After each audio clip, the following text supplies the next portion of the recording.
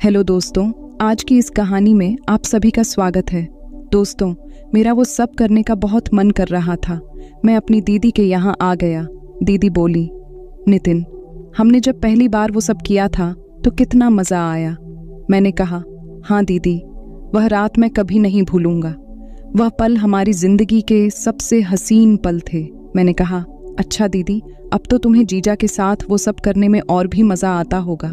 दीदी बोली, मज़ा तो आता है, लेकिन जितना मुझे उस दिन तेरे साथ आया था उतना मज़ा कभी नहीं आया। जीजा जी मुझे कहीं नहीं दिखाई दे रहे थे। मैंने दीदी से पूछा, दीदी जीजा जी कहीं गए हैं क्या, कहीं दिखाई नहीं दे रहे हैं? तो दीदी बोली, वो 2 दिनों के लिए दिल्ली गए हैं किसी काम से।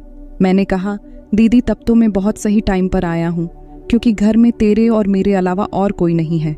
दीदी बोली, तू टाइम पे नहीं आया, वो तो मैं तुझे बहाना करके ना बुलाती। तू आज भी मेरे घर नहीं आता। कल मैं तुझे इसलिए फ़ोन कर रही थी कि तेरे जीजा जी बाहर जा रहे हैं और हमें वो सब करने का बहुत बढ़िया मौका मिला है, लेकिन तूने मेरा फ़ोन ही नहीं उठाया। मैंने कहा, दीदी मेरा फ़ोन गड़बड़ हो गया है, इसमें कॉल आने पर घंटी ही नहीं बजती। खैर छोड़ो, अब तो आ गया हूँ, चलो कमरे में चल के करें या यहीं बरामदे में शुरू हो जाए। तो दीदी बोली, नहीं कमरे में चलते हैं, वहाँ सही रहेगा, यहाँ थोड़ा खुला खुला है। दीदी मेरा हाथ पकड़कर अपने कमरे में ले गई। आज मैं दीदी के साथ दूसरी बार वो सब करने जा रहा था, वो भी अपने ससुराल में।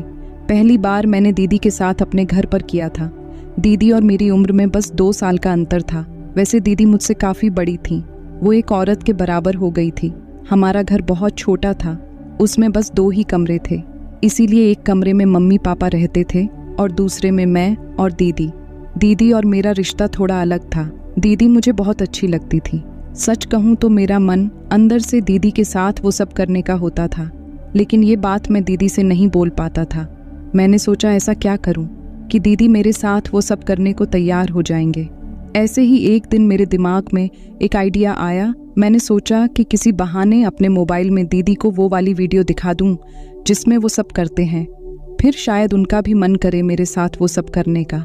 मैंने ढेर सारी वो सब करने वाली वीडियो डाउनलोड करके रख लिया।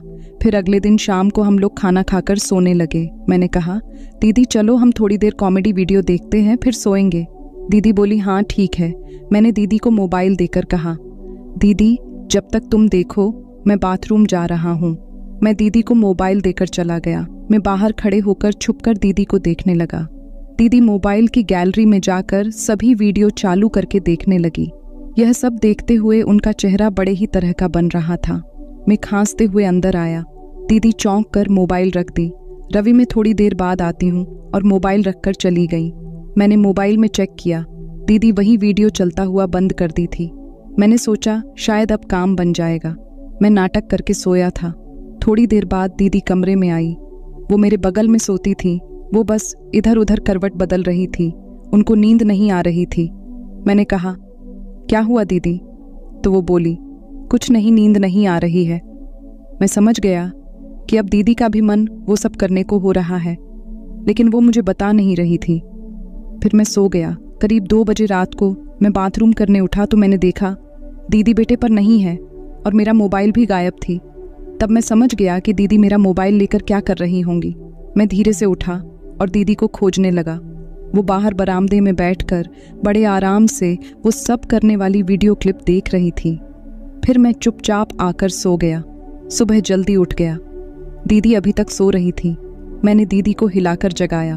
वो बोली, अरे नितिन, थोड़ी देर और सोने देना, कल रात वीडियो देखकर मज़ा आ गया। मैंने कहा, कौन सी वीडियो दीदी? तो वह चौंक कर उठ गई और बोली, अरे वही कॉमेडी वाली वीडियो। दीदी बात घुमाने लगी। मैंने कहा, लेकिन दीदी हमने तो सिर्फ देखने की बात की थी। लेकिन कोई नहीं। वह बोली, तू बड़ी जल्दी भूल गया, और उठकर बाथरूम में चली गई। मैंने सोचा शायद दीदी मुझसे कहना चाह रही है, लेकिन खुलकर नहीं बता रही। फिर मैं नहा धोकर तैयार हो रहा था, तभी दीदी बोली, नितिन कहीं जा रहा है? मैंने कहा, हाँ दीदी, मेरे दोस्त का जन्मदिन है तो वहीं जा रहा था, शाम को वापस आऊँगा। तो दीदी बोली, तू अपने मोबाइल मुझे दे जा, अभी कुछ देर में मेरी एक फ्रेंड कॉल करने वाली है। मैंने कहा, लेकिन दीदी तुम्हारी दोस्त के पास मेरा नंबर कहाँ है? तो दीदी बोली, मैं तेरे फ़ोन से कल उसको कॉल की थी और बोली थी कि वो इसी फ़ोन पर मुझसे कॉल कर ले। मैं मन में सोचने लगा कि मेरे फ़ोन में तो कोई भी अनजान नंबर डायल हुआ ही नहीं है। फिर मैं समझ गया कि दीदी वो सब करने वाली वीडियो देखना चाहती है। मैंने उनको फ़ोन दे दिया और बोला, ये लो दीदी, अच्छे से देख लो वीडियो। इतना कहकर मैं भाग गया। मेरे ऐसा कहने से दीदी को मालूम हो गया होगा कि मैं किस वीडियो के बारे में बात कर रहा हूँ। मुझे अपने दोस्त के यहाँ से वापस आने में रात के करीब 11 बज गए। सभी लोग खाना खाकर सो गए थे। मैंने धीरे से दरवाज़ा खोला और अपने कमरे में गया। मैंने देखा दीदी जाग रही थीं। मुझे देखकर दीदी मोबाइल छुपा ली। मैंने कहा, अरे दीदी तुम अभी तक जाग रही हो? तो वो बोली, हाँ नितिन, नींद नहीं आ रही थी तो मोबाइल में टाइम पास कर रही थी। मैं सब जान रहा था कि दीदी मोबाइल में क्या देख रही थी, लेकिन मैं कुछ नहीं बोला और सोने लगा। तभी दीदी बोली, अच्छा नितिन, मैं तुझसे एक बात कहूँ? मैंने कहा, हाँ क्या बात है, कहो। तो दीदी बोली, मैं तेरा मोबाइल पता है क्यों लेती हूँ? मुझे सब मालूम था, लेकिन मैं दीदी के सामने नाटक कर रहा था। मैं बोला, मुझे नहीं पता क्यों लेती हो। तो वो बोली, तेरे मोबाइल में वो जो वीडियो है मुझे देखने में बड़ा आनंद आता है। मैं दीदी की तरफ मुंह कर लिया। वो बोली, क्या हम दोनों आपस में वो सब नहीं कर सकते? मैंने कहा, क्यों नहीं कर सकते? और दीदी सच कहूँ तो मेरा भी बहुत दिनों से तुम्हारे साथ वो सब करने का मन करता है, लेकिन तुमसे बताने से डर लगता था कि कहीं तुम मम्मी पापा से ना बता दो। दीदी बोली, ये तो मेरा पहली बार होगा, और तू बता, तूने पहले कभी किया है? मैंने कहा, सच कह रहा हूँ दीदी, मैंने पहले कभी नहीं किया।